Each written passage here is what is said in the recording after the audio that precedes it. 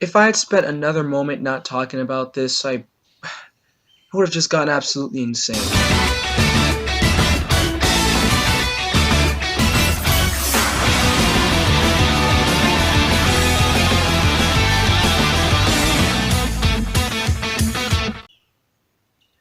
But anyways, guys, today I'm back on YouTube officially. Rackrai Network is indeed back, and I basically first want to just go through a little bit and apologize for why I haven't been here in so long. So for one, I lost all of my files. That was the first thing. They have all now been located because the old jump drive that I had them on originally was now found, and because of that, the old files are actually back, but I have a new jump drive, meaning that I have two jump drives now, which both have different files from different timelines in which...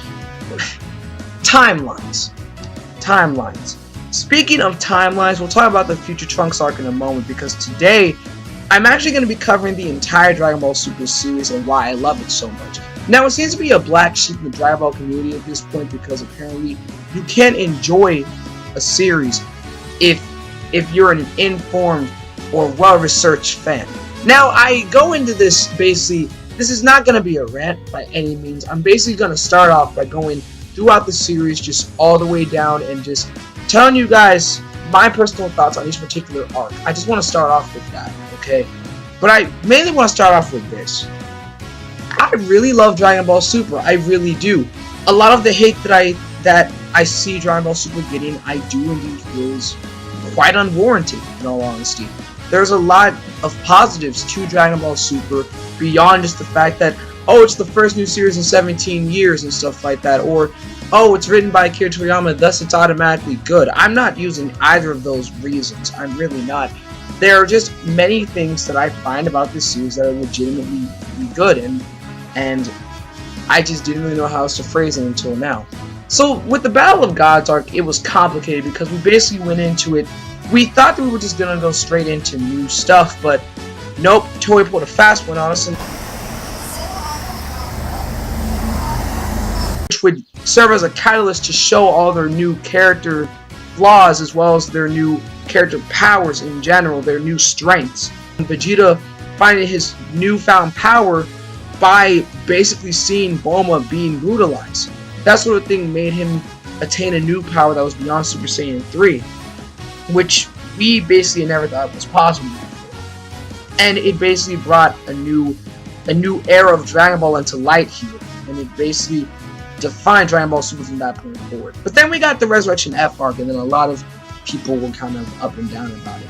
I have mixed feelings about this arc, but the thing is, I honestly really enjoyed the arc overall. I thought the final fight, again, while it was really spotty art-wise, it has some really fluid art, and that's not something that anyone can really deny. The animation was pretty fluid in some places. Now, in Gita and AJ's video, they pointed out how the schedule for Dragon Ball Super's animation was lowered from 6 weeks to 4 weeks, which basically served as a major issue in trying to make it look just as good as the Battle of Gods arc did. And I completely get that, 100% wholeheartedly. But the thing is, there were some things about the arc that were just repetitive. Some of the jokes were still, that were in the original movie, were directly utilized in the Super arc, which did come across as just kind of lazy, I'm not gonna lie. But aside from that, I thought that it was really nice in terms of just the storytelling overall. And the last episode, my goodness, was incredible. The little meetup between Beerus and Whis and Vados and Champa was really good as well. And I saw a lot of complaints such as, well, if Goku and Beerus could nearly destroy the universe, why isn't Super Saiyan Blue doing so? It's all about really just channeling energy. In Super Saiyan God, Goku had clearly shown that he just couldn't channel his energy at all. Whereas with Super Saiyan Blue, he had attained a much better control and understanding of his power, and thus through that tranquil, did I just say tranquil? Did I just say, I need to record more videos. I really do. But through this more tranquil state that Goku had attained, he learned that he could just maintain his energy in one central point, and boom, that wouldn't result in the energy going everywhere. That's the point of the God transformations, is to maintain your energy in one central place rather than letting it explode everywhere and almost destroying the universe that way. Now, people bring up Frieza and the whole him getting that strong in 4 months was just total bullcrap. And while I'll say that it was a quick way for this guy to get back in shape, and it was kind of contrived, the fact is we know nothing about Frieza's race to really draw a conclusion saying that this was pulled out of Toriyama's butt. If we don't know anything about something, how can we say that it's contrived, that it was pulled out of nowhere? That's not fair to that character at all, because we know nothing about Frieza's race at all. For all we know, this may only be applicable to Frieza, we don't know, but this may be something that all the Frieza race characters can do, is that they can all attain this power just by small bursts of training, but they have to go through more to just maintain it, and I think that's what people were missing. This wasn't this all-powerful form. It was strong in the Super Saiyan Blue Goku. I'll get over that right now. It was stronger. But the fact was that stamina drain was just too much and eventually just lowered everything.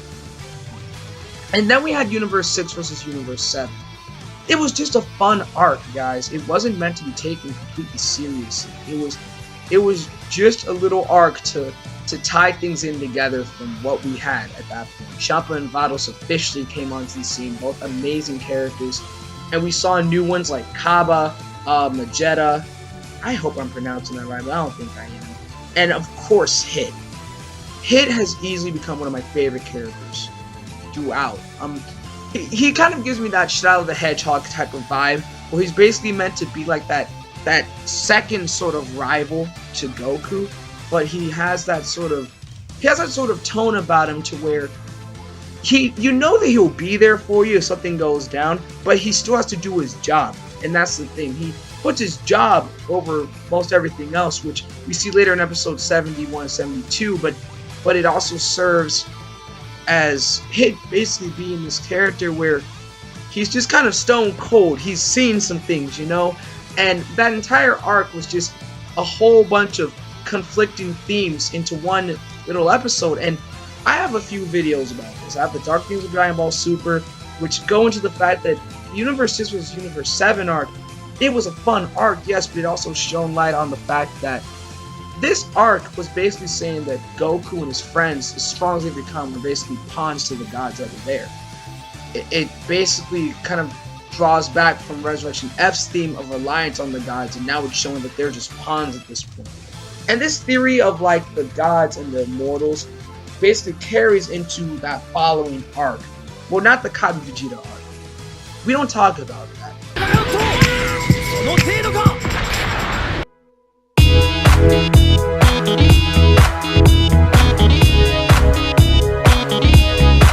Even though I didn't think that it was absolutely terrible, I thought that it was actually like it was quite action-packed all the way through. The storytelling was kind of here and there, but the thing is that it was meant to just be a small little arc before Future Trunks came up, which is why I think many people hated the arc. They just wanted Future Trunks to start. But on Future Trunks, I'm not going to stay on it for long because I made an entire 25-minute video on it, but it's my favorite arc in Dragon Ball to date. I loved it. They basically really capitalized on this point that the heroes were relying too much on the gods and basically showing what if the gods were turning against them, basically. And I liked how the character of Goku Black, evil Goku was a very hated sort of thing when it was first shown to be a popular thing. I was one of the few that really enjoyed the idea, but many people simply did not. But then Goku Black comes around, and we end up getting a fan favorite character from this guy. He's cold, he's menacing. Super Saiyan Rose is one of the most surprisingly good things about Dragon Ball in general to date, and the arc, all in all, just really served as a sort of capitalization on everything that we knew about Super thus far, but it basically being flipped on its head and basically taking this happy-go-lucky tone that it's had throughout the entire show and basically just, like I said, just flipping that and transposing it completely. And now we're on to the Universal Survival arc, in which Goku is basically pinned as the villain now. But what people are missing is that this is not new to his character at all. He's always been selfish. And I feel as though Goku's character flaws are being capitalized in Super almost as a compensation for them not being capitalized in Z. Now, while in Z, in the English dub, he was basically a Japanese Super. That's basically what they were trying. But even in the Japanese version, you see those little moments where they kind of deviate from the manga just a little bit and show him in a more heroic light. But if you read directly from the manga, he's kind of a douchebag. A likable douchebag, don't get me wrong, but still kind of a douchebag. Goku has always been the type of character, but then we have characters like Vegeta who have changed pretty much completely. Characters like Vegeta and Piccolo basically have become family men, and they love the people around them. They have a huge moral compass. But Vegeta, he still doesn't like Goku, don't get me wrong. But these two still have each other's backs. Like, those little touches in the Future Trunks arc where you see, like, Vegeta doesn't even look back to see if Goku has Zamasu handed, because he just knows Goku's got his back. It's those little touches that make Super work for me.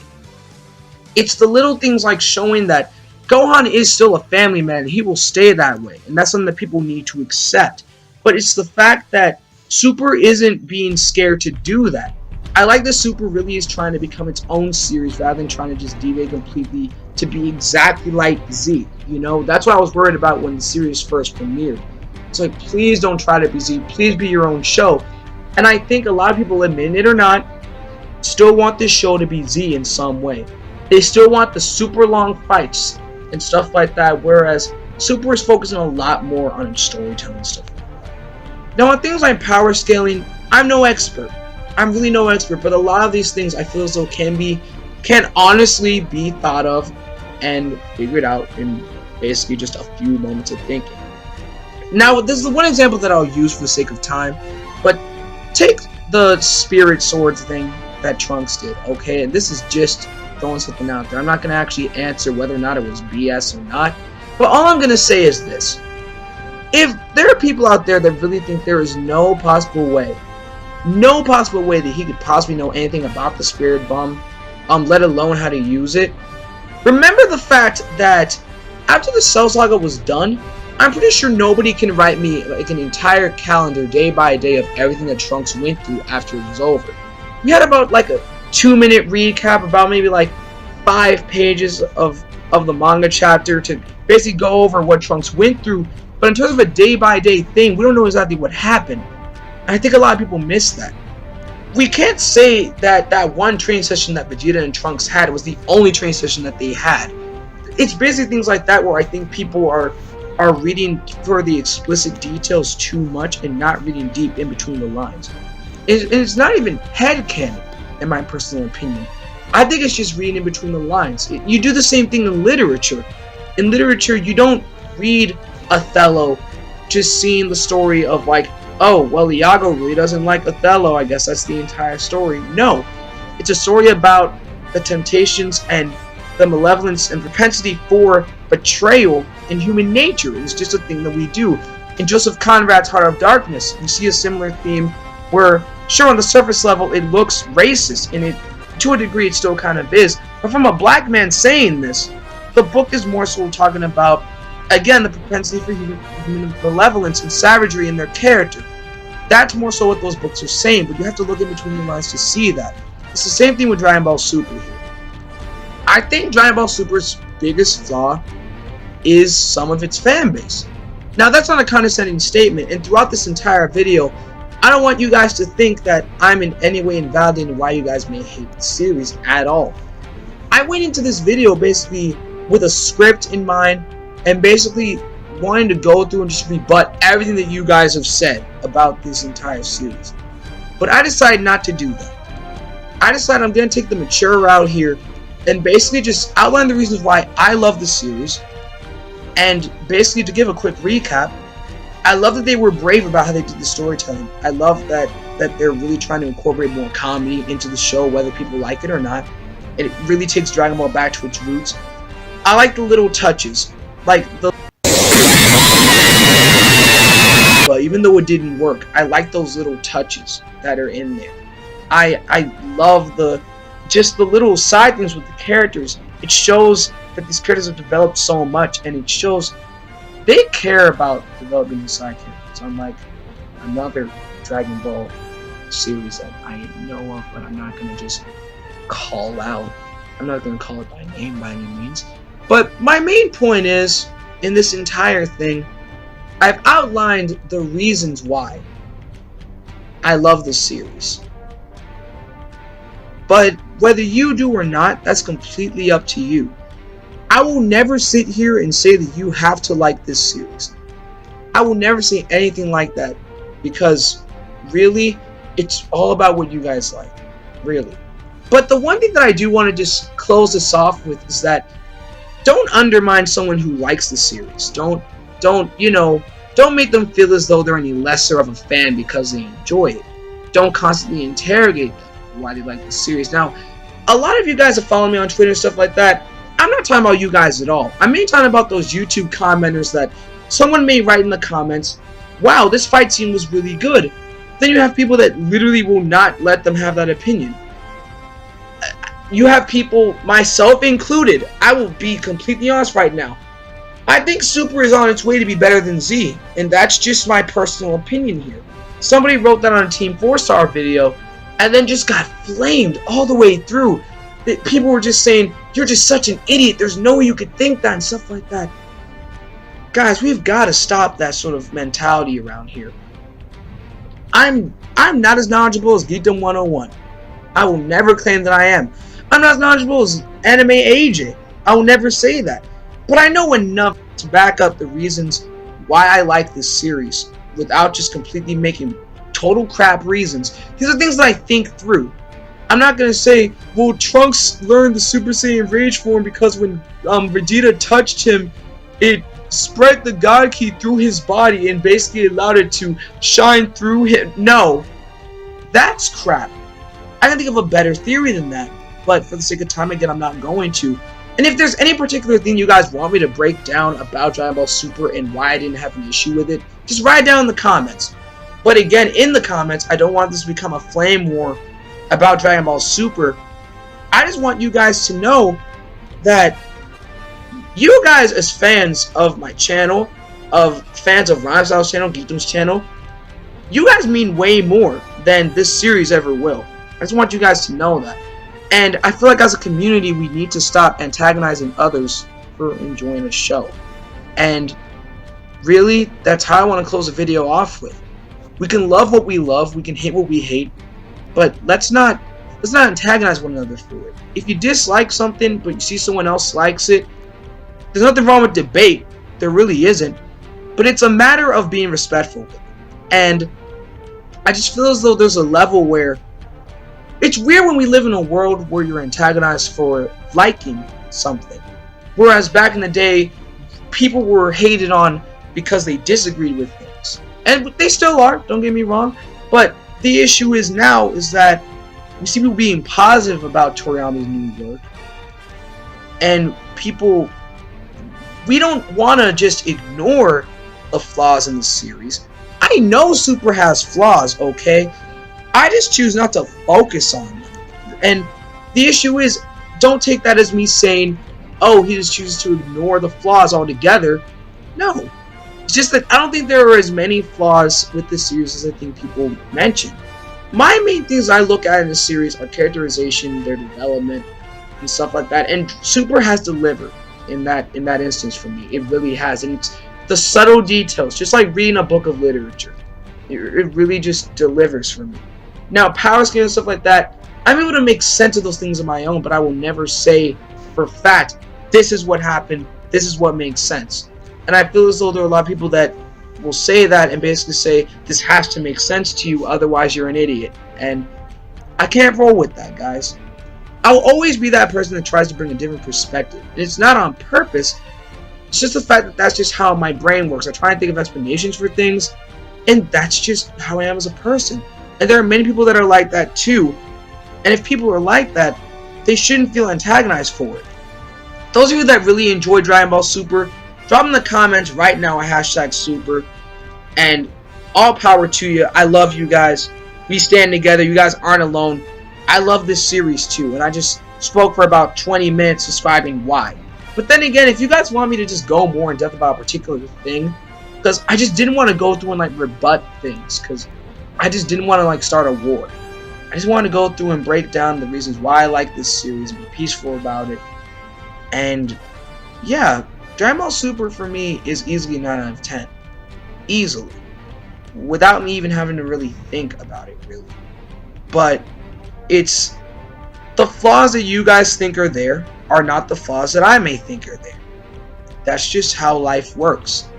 That's how television works. That's how shows work. That's how books work. That's how plays work. That's just how things work in general. We don't go into things with these differing opinions and then just go through and antagonize one another for. We need to go through, support one another, support the series that we all love so much. And whether we like it or not, be peaceful to one another. Love one another. And that's the kind of message that I want to spread, really. So, with that all being said, I'm going to wrap the video up right here because I think it's gotten way too long. So, if you guys enjoyed and agree with anything that I had to say, drop a like down below, drop a comment below, just basically writing what you think of the overall message of this video, that being not antagonizing others, loving one another, whether they enjoy the series or not, and just anything in general, whatever they want to do. I want to end this on a positive note here. And just share the video out, whether you want to share the dislikes, or if you just want to bring more people to support, beautiful, love it anyway. And hit that subscribe button if you want to see more content like this, because I would love to bring more videos like this. And again, I'm really sorry for not uploading. A lot of things, they are coming back. Zenkai Warriors Progress is coming back. I just gotta take some time and just figure things out. But anyways, guys, that's pretty much gonna cover it. And I just hope you all have an amazing day. And just another quick thing, if you guys ever are having issues with something, just anything at all, I'm always available to help guys out. I promise. No matter how big this channel ends up getting, I will try my best to help you guys out. I promise you that. So with that all being said, I hope God blesses each and every one of you with the most abundant of blessings that He has to offer. And with that all being in the books, thank you guys so much for watching. I'm back on YouTube. I'm not going to quit. My schedule is questionable at best and non-existent at the worst. But that's just how we roll on Rakurai Network, honestly, guys. And if you guys aren't following me on Twitter, go ahead and follow me down below. Also, any props to the new intro, if any of you guys enjoyed it. And yeah, that's basically going to be it. God bless you guys. I love you all so much. And I'll see you guys next time.